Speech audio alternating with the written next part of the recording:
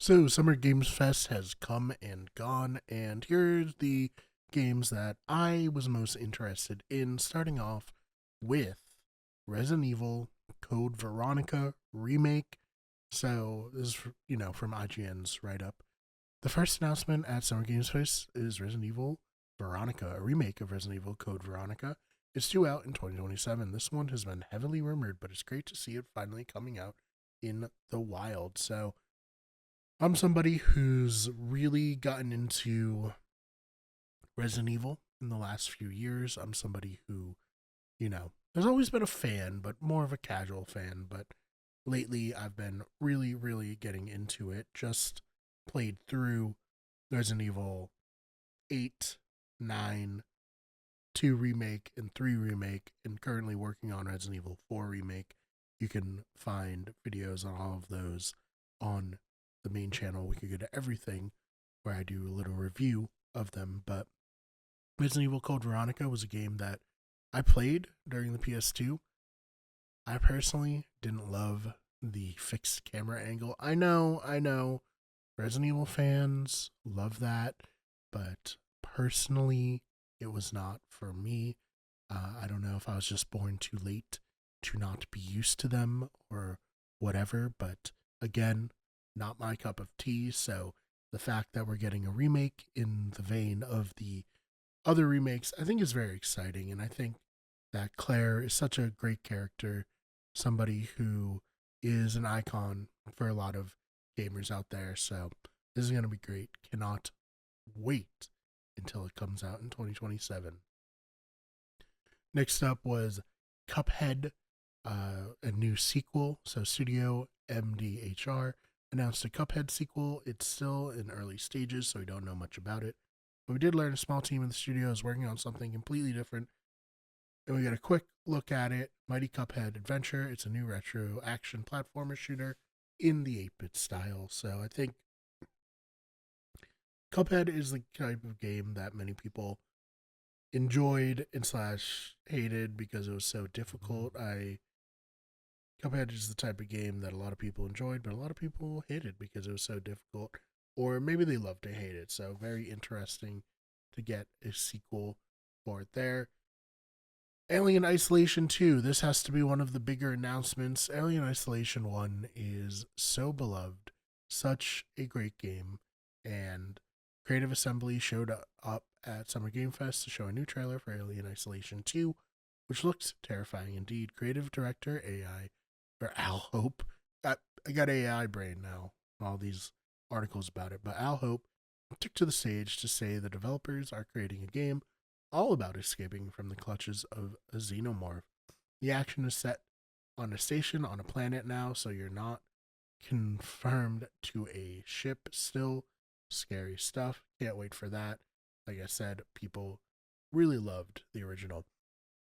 One of the more interesting ones was Stranger Than Heaven. Yakuza developer RGG Studio brought a new trailer for the next game, Stranger Than Heaven, in what was perhaps the most random moment of Summer Game Fest. Confirmation that Tupac is in the game. Yes, Tupac Shakur. And we finally have a release date, January 15th, 2027. Snoop Dogg, who's also in the game, appeared on stage to talk about Tupac's surprise appearance in Stranger Than Heaven. Meanwhile, Snoop said Death Row Games is still live, and we'll hear more about it and what it's working on soon. So, yeah, very random to have Tupac in this game. I think that, I don't know. I don't know how I feel about it, to be honest. I think that it's interesting, but is it, I don't know, inappropriate to have somebody who's dead and had no choice in the matter to be in the game? Or is it fine because presumably his estate approved it?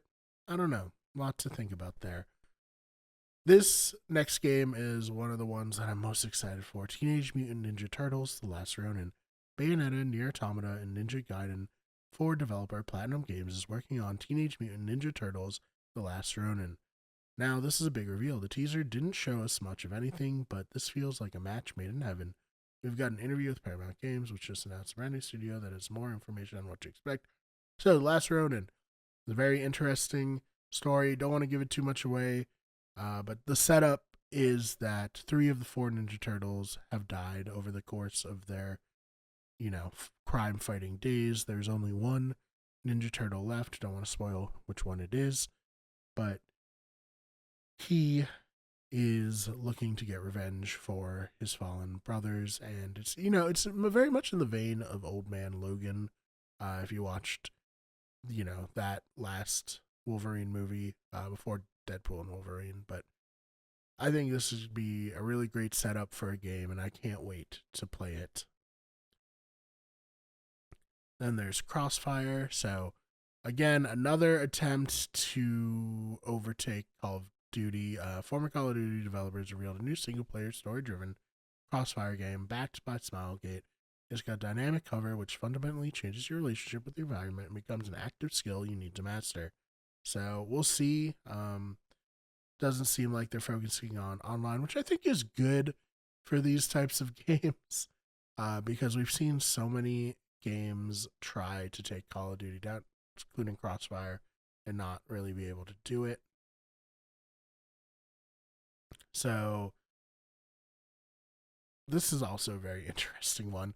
I liked the Saw video games, but I don't know how people feel about them. But Saw Genesis is a 3v1 multiplayer game based on Saw horror film franchise. It's in development at Silent Hill 2 remake studio Blooper Team, alongside its co-development label Broken Mirror Games in Anshar Studio. Saw Genesis is described as a twisted, new, asymmetrical multiplayer horror experience set within the iconic Saw universe. Built on Blooper's expertise in psychological horror, the game blends procedurally generated maps with tense, choice-driven gameplay that expands the Saw universe while preserving its signature intensity. An early access launch is set this fall, so we'll see when that comes out if it's any good. Then there was, of course, Star Wars Zero Company. As expected, Star Wars Zero Company saw its debut trailer revealed at Summer Game Fest. This XCOM-style Star Wars game is a turn-based strategy affair. The trailer confirmed Anakin Skywalker is in the game. So if you like strategy games, you like Star Wars, perhaps this one is for you. Let's see what else there was to talk about. The Wolf Among Us Season 2. Finally, some new information about The Wolf Among Us Season 2. It's out in 2027. Meanwhile, The Wolf Among Us Remastered is out holiday 2026. So if you haven't played it, definitely check it out. Really, really cool choice-based game there. Then Final Fantasy VII Revelation. Summer Game Release closed out with a bang as Final Fantasy VII Remake Part 3 is official and has its debut trailer. The game itself is called Final Fantasy VII Revelation. Director Nikori Hakamuchi took to the stage to say Revelation is launching simultaneously on all platforms, confirming a release on Xbox Series X and S and Nintendo Switch 2 day one alongside the PC and PS5. So that's pretty big. I mean, the originals were at least timed exclusives to the PlayStation and PC, so great stuff there. I'm very excited for all of these games that were announced. Are you excited? Let me know your thoughts in the comments, and if you enjoyed this video, please subscribe. We have new videos coming out all the time here on the channel. Check out the main channel, Wicked Good Everything. Check out Those Fake Nerds for nerd and pop culture news. Check out our sports channel, Wicked Good Sports, for sports news, and our podcasting channel, Better Radio. Again, really appreciate you taking the time to check this one out, and I will see you in the next one.